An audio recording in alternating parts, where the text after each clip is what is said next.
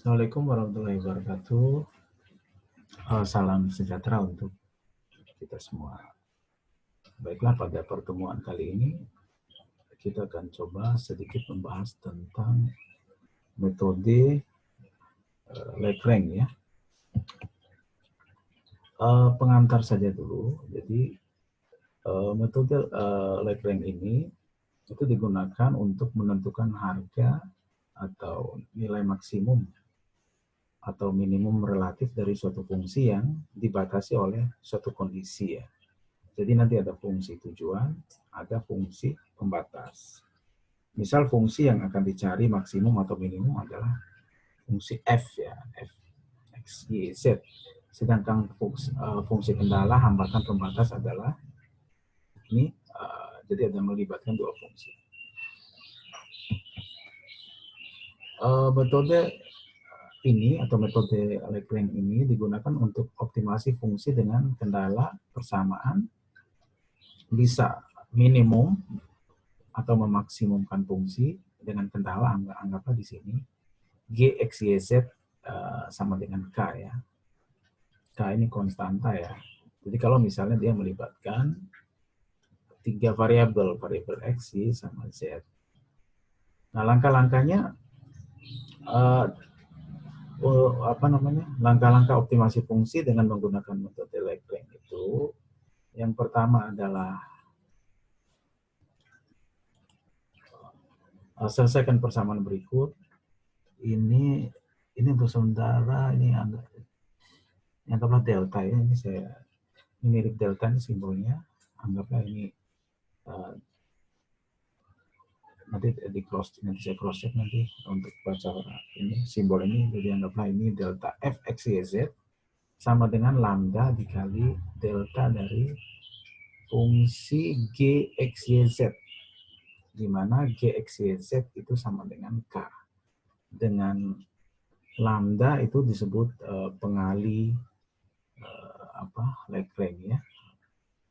Kemudian setelah itu langkah kedua, masukkan semua solusi yang diperoleh dari langkah 1 ke fungsi tujuan tadi ya, ke fungsi f, dan identifikasi nilai minimum dan maksimum. Ini catatan di sini. Catatan adalah jadi simbol ini itu tiada lain, itu sama dengan fx, fy, fz, maksudnya turunan parsial ya dari x, turunan parsial dari y, turunan parsial dari z, sama ya. Gx, gy, gz ini maksudnya turunan parsial dari x, turunan parsial dari y, dan turunan parsial dari z. Sebagai contoh, ini saya langsung ke sini aja, contoh soal ya, contoh soal. Nah, ini contoh soal misalnya. Ada soal seperti itu. Tentukan volume maksimum dari sebuah kotak tanpa tutup ya, yang memiliki luas permukaan ini ya 12 ya. Berarti apa?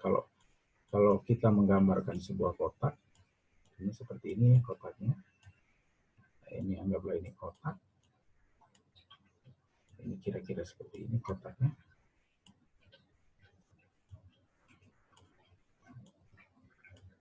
Kemudian, nah ini misalkan ini X, ini Y, gitu ya, yang samping apa. Kemudian anggaplah tingginya Z. Ini tutupnya nggak ada, berarti luas permukaannya XY, tutup bawah, tutup atasnya nggak ada. Nah, jadi ini XY ya gitu ya. Ditambah permukaan tuh sampingnya aja ya, samping. Kemudian ditambah di sini Anda lihat ini Z ya, ketinggian Z. XZ yang depan ini luasnya adalah sama dengan yang belakang. Itu kan kita tahu luas persegi itu kan X kali Z ya. Karena ada dua depan dengan belakang, maka di sini dia 2XC. Kemudian sama halnya dengan yang YZ yang samping ya, samping kanan dan kiri kok ini YZ, ini luasnya ya, luas permukaannya, luas perseginya, karena ada dua, kanan dan kiri, maka di sini 2 YZ. Nah, XY kenapa nggak ada, bukan 2 XY, karena dia tanpa tutup kan tadi. Jadi cuma yang bawah ini saja. Cuma yang ini saja. Yang atasnya nggak ada tutupnya. Itu sama dengan 12. Sama dengan 12. Maka kalau kita menggunakan urutan metode Lagrange tadi, ini mungkin sedikit agak pemahaman ya, ini anggaplah delta V ya, ini dikalikan dengan lambda, ini delta G ya, di mana fungsi G itu adalah GXYZ 2XZ 2XZ 2YZ X kali Y. Nah, maka sesuai dengan konsep tadi, turunan parsial fungsi F terhadap X itu sama dengan turunan parsial dari lambda, lambda dikalikan dengan turunan parsial dari fungsi G ya, tentunya terhadap X ini ya. Sebelumnya kan saya sudah menjelaskan cara mencari turunan parsial ya, gitu ya. Jadi kalau turunan parsial terhadap X, selain X kita perlakukan dia sebagai konstanta. Makanya di sini turunan parsial dari, kita tahu V itu adalah, volume itu adalah X kali Y kali Z ya, gitu ya. X kali Y kali Z yang sebelumnya ini volume X, Y, Z. Nah, maka di sini turunan parsial dari X, berarti kan hasilnya, berarti ini kita anggap konstanta. Berarti kan YZ ya. YZ. Sama halnya turunan parsial dari 2X berapa sih? Ya kan 2 gitu. Jadi selain X kita perlakukan dia sebagai konstanta.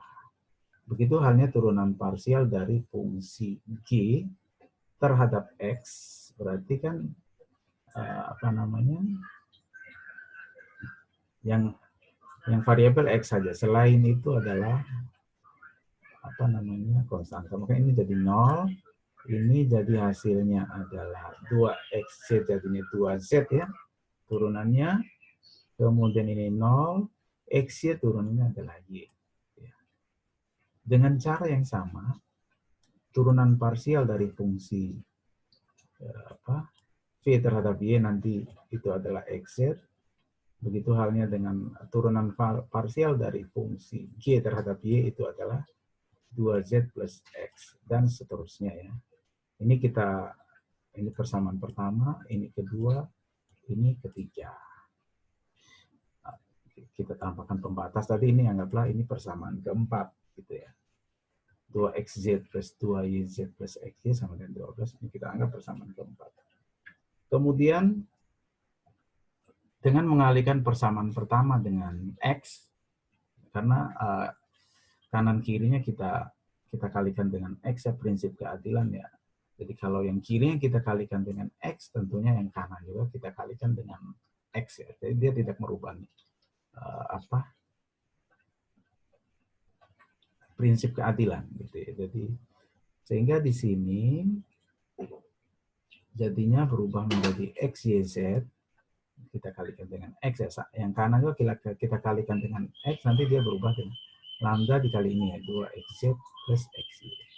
Sama halnya dengan yang persamaan kedua, kita kalikan dengan Y, nanti hasilnya ini. Dan yang ketiga kita kalikan dengan Z, itu hasilnya ini. Ini semua kita sebut persamaan 5, 6, 7. Nah, persamaan 5 dan 6, kita tahu mempunyai nilai yang sama ya, ininya.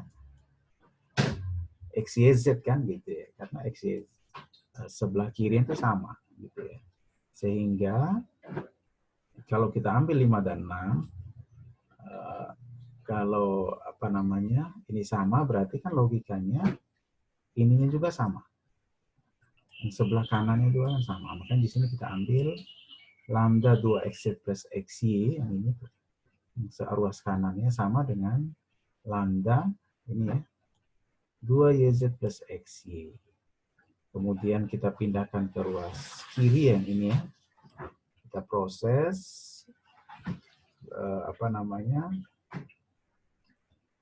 nanti kita sederhanakan, nanti ketemu ini hasilnya 2 lambda kalikan dengan xz min yz sama dengan 0.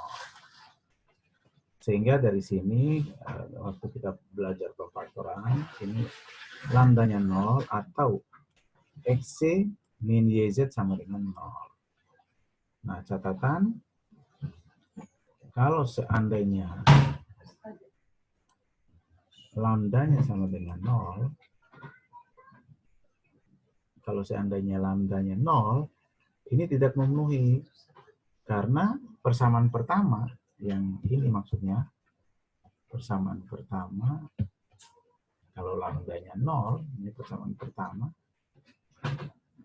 YZ sama dengan 0, akhirnya apa? Jadi yang dimaksud adalah yang ini. Kalau lambdanya 0, berarti kan dikalikan 0, ini kan hilang. YZ-nya kan sama dengan, yang ini jadinya YZ sama dengan 0. Dua bilangan kalau dikalikan hasilnya 0. Berarti kan salah satunya mesti 0 kan? Atau kedua-duanya 0. Kan padahal kita tahu Y dan Z ini adalah dalam persegi balok itu kan posisinya dia sebagai panjang, lebar, dan tinggi. Masa lebarnya 0, tingginya 0 kan nggak mungkin. Makanya di sini lambda sama dengan 0 tidak memenuhi, karena berarti menghasilkan, ini tadi yang saya bilang, Y yang sama dengan 0, Y-nya 0, atau bisa juga Z-nya 0. Sedangkan panjang, lebar, dan tinggi tidak boleh 0. Sehingga yang kita ambil yang kedua, xz min yz itu sama dengan 0 gitu ya. Ya dari sini kita sederhanakan, kita dapat satu ini x sama dengan y gitu ya. X sama dengan y. Karena z kan bisa kita coret ya. Didapat nih persamaan 8. Tinggal Anda pindahkan aja, teruskan xz jadinya sama dengan yz gitu ya. Kan yz kan hilang. Kita coret ya, x sama dengan y. Itu ketika kita mengambil persamaan 5 dan 6. Sekarang kita ambil persamaan 6 dan 7 dari sini. Kita proses seperti yang kita lakukan pada persamaan 5 dan 6. Caranya sama persis sama. Nanti dia menghasilkan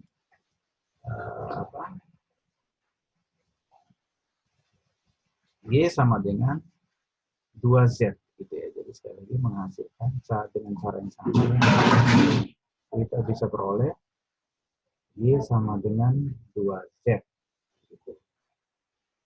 Nah, dari 8 dan 9 itu kan bisa kita dapatkan persamaan ini X ini ya, X sama dengan Y.